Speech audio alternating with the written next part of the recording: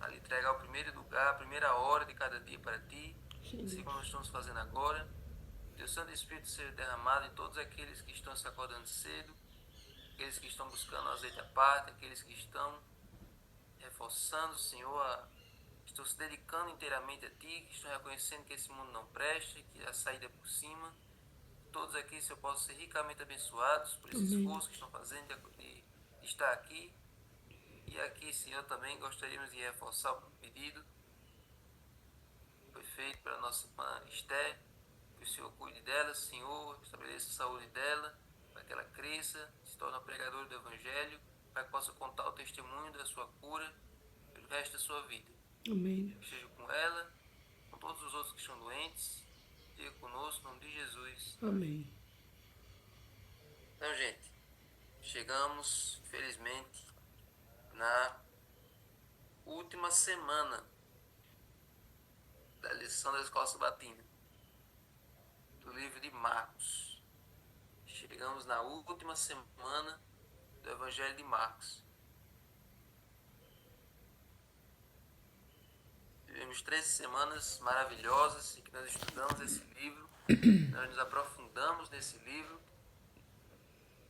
e nós vimos Jesus de uma maneira incrível, cada história sendo contada da perspectiva de Marcos, né?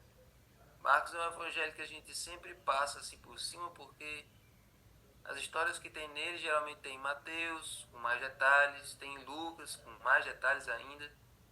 Às vezes tem histórias que tem em Mateus, em Lucas, em João. Aí a gente não vai precisar, ele não vai correr atrás de ver em Marcos, porque se já tem nos outros três. Então ele é como se fosse um evangelho assim bem deixado assim de escanteio.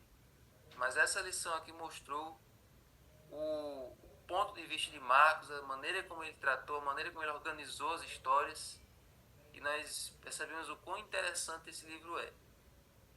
Então, até a semana passada, nós estávamos vendo aí a paixão de Cristo, nós estávamos vendo aí os últimos momentos da sua vida, como foi ali a sua morte, como foi ali o seu sepultamento. E aí, como foi o impacto da, da morte de Cristo, da crucificação de Jesus para os discípulos? Você pode imaginar que eles estavam bastante frustrados, porque os planos que eles tinham eram totalmente diferentes. Eles não esperavam que no final daquela semana, aquele que tinha entrado de maneira triunfal em Jerusalém, agora estaria descansando na sepultura, e eles, como se estivessem derrotados, iam ficar ali agora sem ter para onde ir, porque eles andaram aqueles 3 anos e meio com Jesus, deixaram seus empregos para trás, deixaram suas famílias para trás, tinham deixado tudo para seguir Jesus, e agora Jesus estava descansando, Jesus estava ali na sepultura. O que ia acontecer com eles? O que eles iam fazer a partir de agora? Os planos deles agora estavam totalmente acabados. Não tinha para onde ir. Eles esperavam que Jesus ia se tornar um rei, que eles iam poder se sentar no trono. Tiago e João já estavam querendo fazer planos de sentar um à direita e outro à esquerda. Estava tudo planejado, na cabeça deles já estava tudo esquematizado. Quando Jesus se tornar o rei, a gente vai fazer isso e isso. Vai acontecer isso e aquilo. A gente vai ter posições de honra. Ah, eu fui chamado primeiro, eu fui escolhido primeiro, eu vou ter mais destaque. Ah, você que foi chamado por último não vai ter. Eu sou melhor do que você, eu sou maior do que você. O tempo todinho, naquelas viagens, vocês acham que eles conversavam o quê? Aquelas viagens que eles faziam com Jesus, os 3 anos e meio, as conversas é só disputando para ver quem ia ser o melhor, quem ia ter mais destaque, quem ia ter mais importância.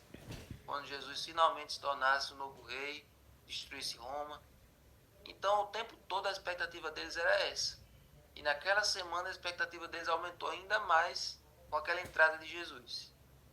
Aí Jesus entra daquele jeito, de maneira triunfal, aí tudo que acontece dali para frente vai quebrando, vai indo contra o que eles estavam pensando. Porque Jesus chega no templo, aí expulsa os vendedores, expulsa os cambistas, expulsa os comerciantes. Já começou, para ele já começou errado. Não era para começar desse jeito. Aí depois Jesus vai e e repreende todos os fariseus. Ai de vós, escribas e fariseus. Às vezes a gente pensa assim, será que o pessoal gostava quando Jesus falava daquele jeito com os fariseus? O povo achava muito estranho, porque na cabeça deles, se Jesus era o Messias, era para Jesus se aliar aos fariseus, não atacar eles. Então os discípulos começaram a achar que tinha uma coisa estranha ali. Aí a semana foi seguindo. Aí Jesus vai e começa a falar do fim do mundo. Começa a falar de sinais da sua volta. E os discípulos começam a achar estranho como ele está colocando as coisas muito para o futuro.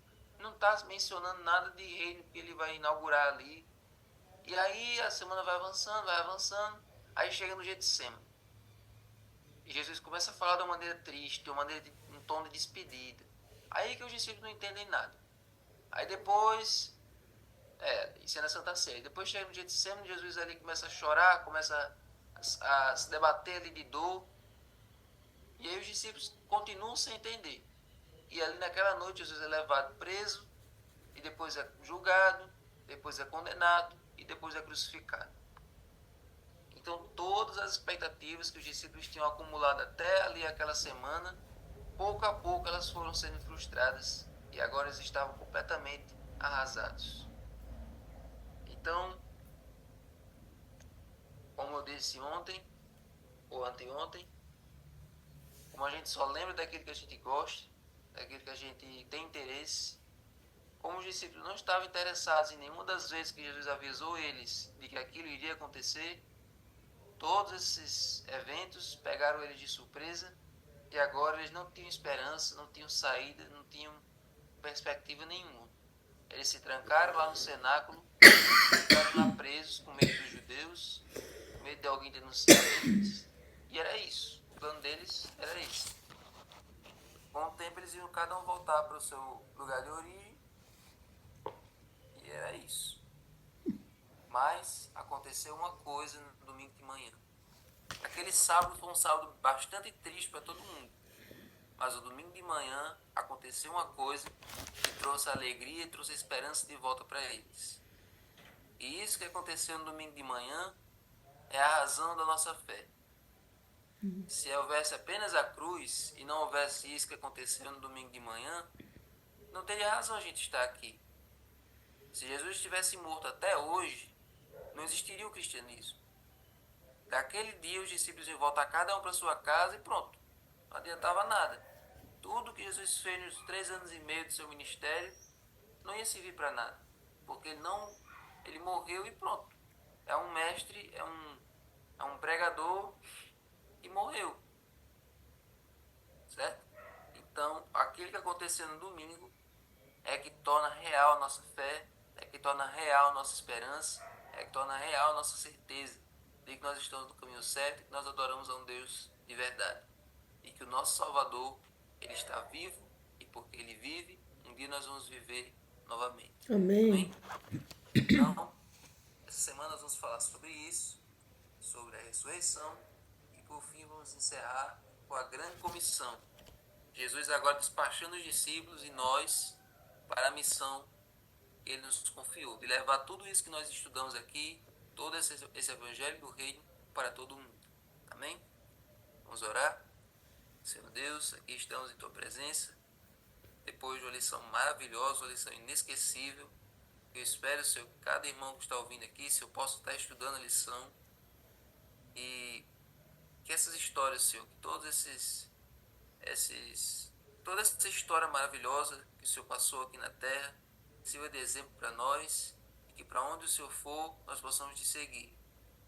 E nos ajuda, Senhor, a transmitir essa esperança, essa felicidade que a ressurreição nos proporciona, possamos transmitir para as pessoas à nossa volta, para aquelas pessoas que perdem seus entes queridos, que nós possamos levar luz e conforto para eles e que nós possamos, Senhor, cumprir a tua missão da melhor maneira possível. Agora abençoa a pessoa que vai passar o livro, o serviço cristão. Que o Senhor do Espírito esteja com ela e com cada um de nós. Abençoa as programações de hoje de manhã. Em nome de Jesus. Amém. Amém. Serviço cristão, pode ficar à vontade. Amém. Amém.